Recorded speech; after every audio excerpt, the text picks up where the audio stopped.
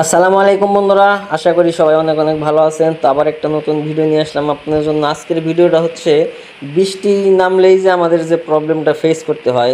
এর আগে অনেক ভিডিওতে আপনাদেরকে দেখানো হয়েছে যে বৃষ্টি নামলেই আমরা আসলে একটা ঝামেলার মধ্যে পড়ে যাই। আসলে ঝামেলাটা যে আসলে কবে শেষ করবে আমাদের কোম্পানি, এটা একমাত্র আল্লাহই ভালো জানে। কারণ বৃষ্টি নামলেই আমাদের গোডাউনে পানি ঢুকে, বৃষ্টি কম হোক আর বেশি হোক মিস নাই। আজকেও আর কি দেখে আসলাম যে পানি ঢুকতেছে। চাইলে কোম্পানি এটা আসলে সমাধান করে দিতে পারে, কিন্তু কোম্পানি কেন এটার সমাধান করে না এটাই জানি না। স্যারের যে বিল্ডিং আছে, চাইলে সব প্রত্যেকটা গোডাউন, মানে আমরা যে জায়গায় 5টা 3টে 4টে গোডাউন ভাড়া নিয়ে কাজ করতেছি, তো স্যারে যদি চায় এই 5টা গোডাউন ভাড়া না দিয়ে স্যারের যে বিল্ডিং আছে 5তলা বিল্ডিংয়ে মানে সবগুলো গোডাউনে শিফট করতে পারে।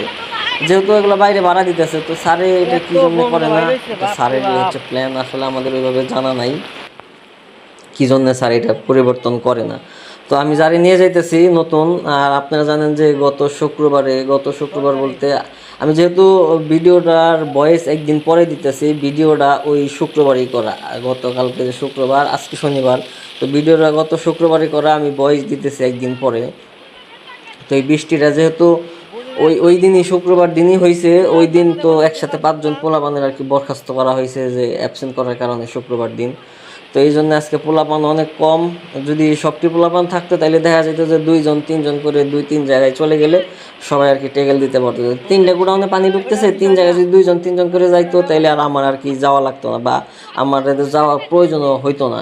কিন্তু এখন যেহেতু পোলাপান নাই, পোলাপানের কাজগুলো এখন নিজেদেরকে আর কি দায়িত্ব নিয়ে করতে হবে, এই জন্য আমি নিজেই আসছি। এর আগে একবার পোলাপান পাঠাইছিলাম, তো পোলাপান পাঠাইলে ওদের সুবিধা অনুযায়ী ওরা যেটা ভালো মনে করে ওইটা করে আসে, কিন্তু পরবর্তীতে ভিতরে পানি গেলে দেখা যায় যে চিল্লাচিল্লি বা বকাবকি যেটাই করে আমাদের সাথে করে। এই জন্য আজকে আর কি পোলাপানের উপর ভরসা না করে পোলাপান একবার যাই দেখে আসছে, তারপর আবার ম্যানেজার আমারে পাঠাইছে যে তুমি তোমার মতো করে তুমি যাই দেখে আসো।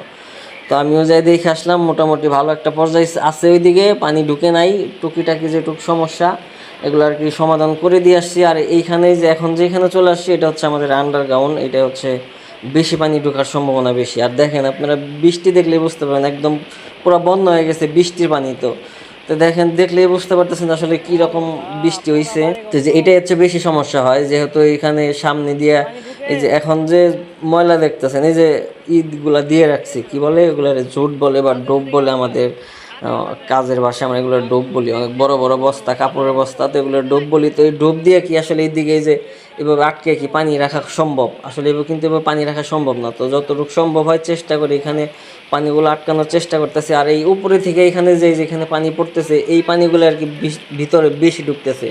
তো চলেন উপরে যাই, উপরে গেলে সে বুঝতে পারবেন যে আসলে উপরের পানিগুলো কী জন্য এইভাবে পড়ে। তো উপরে যাই, উপরে যাওয়ার পরে আপনাদেরকে বোঝাই দেয় যে কী জন্য সমস্যাগুলো। আর এখানে বোঝার মতো আসলে কিছু নাই, এটা কমন বিষয় যে উপরে পানি জমা হয়ে রয়েছে। এই যে এইদিকে ভিতরে দেখেন, এই যে এখানে যত পানি জমা হয়ে রয়েছে এই পানিগুলো আর কি রাস্তা পাইতেছে না বেরোনোর মতো। তো যেই দিক দিয়ে একটু নিচে পাইতেছে বা যেদিকে একটু ভাঙা আছে ওই দিক দিয়ে পানি গড়াই যেতেছে, আর যেদিকে নিচে বা যেদিক দিয়ে গড়াইতেছে এটা হচ্ছে আন্ডারগ্রাউন্ডের একবারে মুখের পাশে বা একবারে মুখের সামনে, যে কারণে যে পানিগুলো নামতেছে সব ওই আর কি আন্ডারগ্রাউন্ডের ভিতরে ঢুকতেছে। তো এইদিকে এই যে বাইঙ্গা যে সাইড দিয়ে আর কি আমাদের পানি পড়লে, যে সাইড দিয়ে পানি পড়লে পানিগুলো আন্ডারগ্রাউন্ডের ভিতরে ঢুকবে না, আমরা সেই সাইড আর কি ভাঙার জন্য উঠছি। তো ভাঙ্গা টাঙ্গা দিয়ে গেলাম। তো ভিডিওটা শেষ পর্যায়ে যদি ভালো লাগে অবশ্যই ভিডিওটা লাইক কমেন্ট শেয়ার করে পাশে থাকবেন। ধন্যবাদ সবাইকে, আল্লাহ হাফেজ।